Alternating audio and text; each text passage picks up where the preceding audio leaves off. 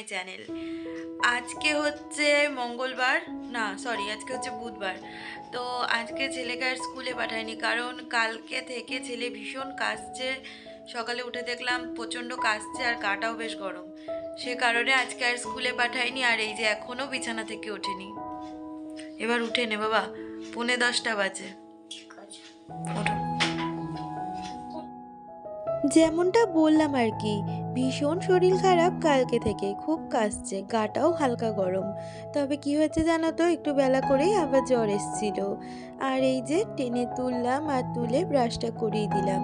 আর এই চোখ মুখটা ধুইয়ে এখন আগে ওকে একটু চকোস খাইয়ে দেবো, কারণ ওষুধ খাওয়াতে হবে সেই জন্য। এই দুষ্টু বাচ্চাগুলো যখন এতটা অসুস্থ হয়ে যায় আর তখন ওদের যেরকম অবস্থা হয়, সেটা আর আমাদের মা বাবাদের না একদমই চোখে দেখা যায় না। তারা যতটাই দুষ্টু করে, শরীর খারাপ হলে ততটাই কিন্তু কাবু হয়ে যায়। আমাদের তোজো তো ভীষণভাবে শরীর খারাপ হলে ভেঙে পড়ে, ও আর বিছানা থেকেই উঠতে পারে না। আর এই যে ওকে এখন একটু খাইয়ে দিচ্ছি, খাইয়ে দাইয়ে ওষুধ খাইয়ে দেবো। তার তো আবার ওষুধ খাওয়া নিয়ে ভীষণ সমস্যা। তোজোকে ওই ঘরে খাইয়ে একটু বসিয়ে রেখে এসেছি, আর এই সুযোগে আমি এখন এই ঘরের বিছানাটা গুছিয়ে নেব। প্রায় এখন ঘড়িতে 10টা থেকে 10:30 মতন বাজে, এখনও বাসি বিছানা তোলা হয়নি। যেহেতু ঘরে বাচ্চার শরীর খারাপ, সে কারণে না নিজের মাথায় আর কাজ করছে না, কোন কাজটা ছেড়ে কোন কাজটা করব, আবার কখন ও যে কেঁদে কেটে উঠবে। তো এই হয়েছে একটা ব্যাপার। শরীর খারাপের দিনগুলিতে বাচ্চারা মাকে ছাড়া আর বোধহয় কিছুই বোঝে না। আর এই শরীর খারাপের সময়তে কাজ করা না খুবই কষ্টের। যাদের আমার মতন একা সংসার, তারা ঠিক বুঝতে পারো যে এইরকম অসুস্থ বাচ্চা নিয়ে ঘরের কাজগুলো করতে কতটা সমস্যার সম্মুখীন হতে হয়। তবুও কাজ তো আর থেমে থাকবে না, আর এই কাজটা আমাকে অন্য কেউ এসে করেও দেবে না। সেই জন্য ছেলেকে একটু বুঝিয়ে রেখে, টিভি দিয়ে ফোন দিয়ে ওকে বসিয়ে রেখে ঘরের কাজগুলো সেরে নিচ্ছি। আর এই তো ঘরটা পরিষ্কার করে চলে এসেছি একদম রান্নাঘরে, কারণ আজকে তাড়াতাড়ি করে রান্নাটা সেরে নেব। আজকে বাজার থেকে এনেছে অল্প পরিমাণে চিকেন, চিংড়ি মাছ আর ভোলা মাছ। আর এই তো দুটো গ্যাসে দুটো কড়াই বসিয়ে দিয়ে ঝপাঝপ রান্নাটা সেরে নেব। একটা কড়াইতে ভোলা মাছগুলো ভাজা বসিয়ে দিয়েছি, আর একটা কড়াইতে চিংড়ি মাছগুলো ভেজে নেব। কারণ আজকে চিংড়ি মাছ দিয়ে করব বাঁধাকপি, আর ভোলা মাছের পাতলা করে ঝোল করব।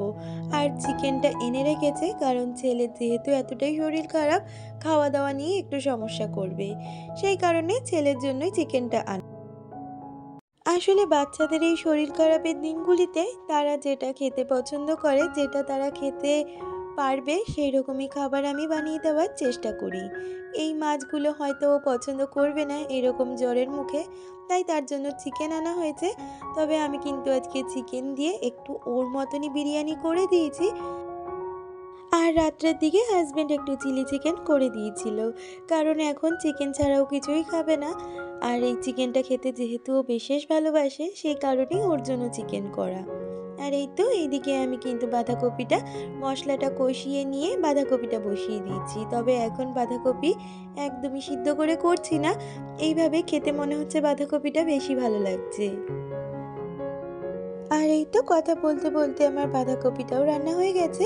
আর নামানোর আগে ওপর দিয়ে একটু ধনেপাতা ছড়িয়ে নেব, তাহলে কিন্তু বাঁধাকপির টেস্টটা অনেক গুণে ভালো লাগে। আর ধনেপাতার গন্ধতে বাঁধাকপির সেন্টটাই বেশ অন্যরকম লাগে। আসলে মা বাবা হওয়া যে একদমই মুখের কথা না, সেটা হতে গেলে কতটা যে স্ট্রাগল করতে হয়, কতটা যে কষ্ট করতে হয়, আমরা কিন্তু এখন আস্তে আস্তে সেটা বুঝতে পারছি। এই যে শরীর খারাপের দিনগুলোতে আমাকে কিন্তু প্রায় দিন রাত্রিবেলা জেগে থাকতে হয়। আমি অর্ধেক রাত জাগি, আমার হাজব্যান্ড অর্ধেক রাত জাগে। না হলে ছেলে না সারা রাত ঘুমোতে পারে না।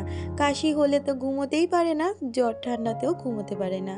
তার উপরে ওর একটু সমস্যা রয়েছে, ওর জ্বর হলে ছোট থেকে একটু তর্কার সমস্যা রয়েছে, যার জন্য জ্বর হলেই আমাদের কিন্তু ভীষণ ভয় লাগে। আর এই যে তোজোকে বানিয়ে দিয়েছিলাম দুপুরবেলা একটু বিরিয়ানি, শুধু ওর মতন করেই। আবারও তোমাদের সাথে দেখা হচ্ছে সেই বিকালবেলা। আসলে ওর শরীর খারাপের জন্য ঘরের খুব একটা কাজ আমি গুছিয়ে করতে পারছি না। আর এই যে শরীর খারাপ যেহেতু বারবার করে ওষুধ খাওয়ানো হচ্ছে আর এরকম বমি করে ফেলছে। আর সেই জন্যই চাদরটা তুলে দিচ্ছি আর এখন অন্য একটা চাদর চেঞ্জ করে পেতে দিচ্ছি। তবুও চেষ্টা করছি শরীর খারাপ ছেলেকে নিয়ে যতটা ভিডিও তোমাদের সাথে শেয়ার করা যায় করার। এর থেকে বেশি কিছু করতে পারছি না ছেলের অসুস্থতার জন্য।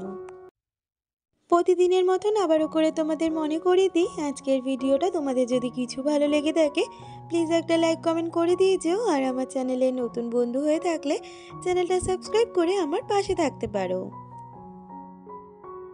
এই বিছানার চাদরটা চেঞ্জ করতে গিয়ে দেখলাম ছেলের কিন্তু আবারও জ্বর উঠেছে। তো তাকে তো ওই ঘরে রেখে দিয়ে এসছি, এখন বিছানার চাদরটা চেঞ্জ করে ওকে আবার বিছানা করে দেবো শোয়ার জন্য। আসলে এমনি নর্মাল জ্বর হলে হয়তো এতটা ভয় আমি কখনোই পাই না। তবে ওর যেহেতু সমস্যাটা তোমাদের বললাম রয়েছে, সে কারণে একটু জ্বর উঠলেই আমার ভীষণ ভয় লাগে। সেই ওষুধটা একদম ছোট থেকে তো চলছে, তার একটা স্পেসিফিক ওষুধ রয়েছে। জ্বর উঠলেই আগে সেই ওষুধটা খাওয়াই, তারপরে জ্বরের ওষুধ।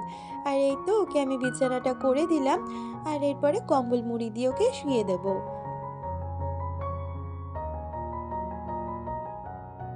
আর বাইরের ওয়েদারটাও এত বাজে, চারিদিকে এই শীতের মধ্যেও বৃষ্টি।